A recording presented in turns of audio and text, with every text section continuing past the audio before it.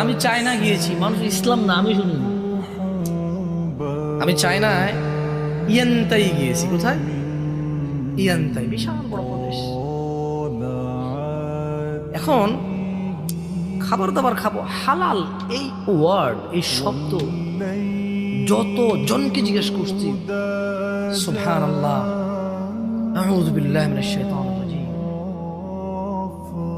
যত জনকে জিজ্ঞেস করছি হালাল, কেউ বুঝে নাই, একজন সিঙ্গেল ব্যক্তি বুঝে নাই। হয়তো কেউ কেউ বুঝতো, বাট আমি তার দেখাই পাইনি, বাট আমি কাউকে পাইনি। এরপর আমরা ইয়ান্তা থেকে গুয়াঞ্জু আসছি। গুয়াঞ্জুতে আসার পর আমি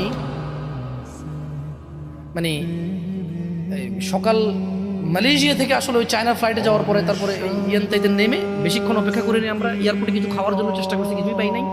ক্ষুধার্ত ছিলাম, যাক মাশাআল্লাহ কাউরে বুঝাইতে পারিনি হালাল খাবো। পরে ওখানকার ওই যে এয়ারপোর্টের ভিতরে একজন চাইনিজ, সে একটা পানি দিছে, তারপরে কি যেন একটা বন্টন দিছে। তারপর বনের আমি গ্রান টান শুকতেছিলাম, আমার শুকুর টুকুর চর্বি থাকলো, বুঝেন না।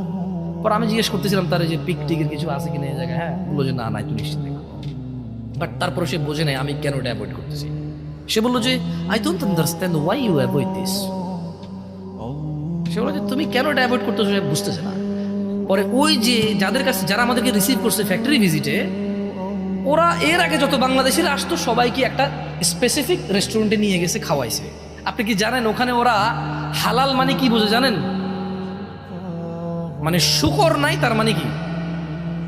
শুকর নাই তার মানে কি? মদ নাই তার মানে কি?